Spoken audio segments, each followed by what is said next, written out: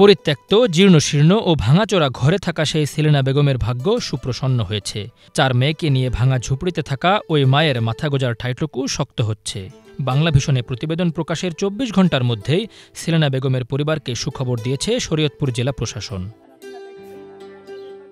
গত ২ মে রাতে ৪ মেয়েকে নিয়ে ঝুপড়ি ঘরে খেয়ে না খেয়ে দিন কাটছে সেলিনার শিরোনামে একটি প্রতিবেদন প্রকাশ করে বাংলাভিশন। এই প্রতিবেদন প্রকাশের সাথে সাথে তা শরীয়তপুরের জেলা প্রশাসক নিজামুদ্দিন আহমেদের দৃষ্টিগোচর হয়। এর পরদিন সেলিনা বেগমের বাড়িতে যান শরীয়তপুর সদর উপজেলা নির্বাহী অফিসার মাইনুদ্দিন।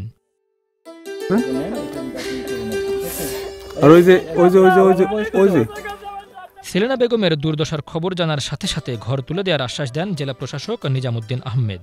২৪ ঘণ্টা না পেরোতেই উপজেলা নির্বাহী কর্মকর্তাকে সরেজমিনে পাঠিয়ে ঘর তৈরির প্রাথমিক কার্যক্রম শুরুও করেছেন তিনি। সাথে পাঠিয়েছেন নগদ অর্থ ও খাদ্য সামগ্রী। তার যে করুণ দারিদ্র্য অবস্থা সেটা যখন স্ক্রিনে এসেছে, সম্মানিত জেলা প্রশাসক স্যার নিজামুদ্দিন আহমেদ স্যারের নজর আসার সাথে সাথে স্যার কিন্তু আমাদেরকে নির্দেশনা দিয়েছেন দ্রুত তাদের ব্যবস্থা করার জন্য, এবং ২৪ ঘণ্টা পেরোনোর আগেই কিন্তু আমরা এখানে এসেছি এবং তাদের অবস্থা দেখেছি।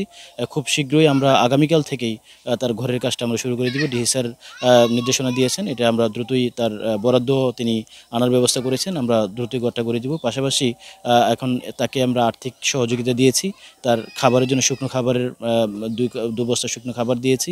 এটা দিয়ে চলতে চলতে তার হাতে আমরা আরও পাঠিয়ে দিয়েছি নগদ অর্থ। অতএব আমরা জানি যে খুব দ্রুতই তার এই অবস্থার উন্নতি হবে এবং তার যে ২টি মেয়ে আছে সেই ২টি মেয়ের স্কুলের যাওয়ার জন্য সমস্ত ব্যবস্থা আমরা করছি। এদিকে সরকারি কর্মকর্তাকে সামনে পেয়ে আবারও নিজের অসহায়ত্ব প্রকাশ করেন জান্নাত, পুতুল, টিয়া ও আয়েশাদের মা। কেঁদে কেঁদে জানান নিজের দুর্ভোগের কথা।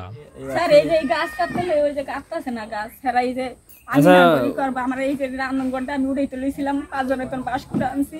রান্নাঘরটা আমার উড়াইতে না 5 জনের টাকা দিছে, আমি টিন করে আমি কিনছি। দেখছেন না আমরা কাগজ মাগজ জানি আসলাম সাপড়া দিয়ে এই আসল লাগে বাইনা বাতাস উড়ে হয়ে গেছে। কয়েক ঘন্টা আগেও যে পরিবারটি ছিল চরম অনিশ্চয়তার মধ্যে, এখন তাদের খোঁজ নিচ্ছে বহু মানুষ। বাংলাভিশনের ওই আলোচিত প্রতিবেদনটি দেশের মানবিক মানুষের মাঝে প্রচণ্ডভাবে নাড়া দেয়। দেশের বিভিন্ন অঞ্চল ও প্রবাসের অসংখ্য ফোন আসে বাংলাভিশনে। সবাই ওই অসহায় নারীর পাশে দাঁড়াতে আগ্রহ প্রকাশ করেন। Banglavision news desk.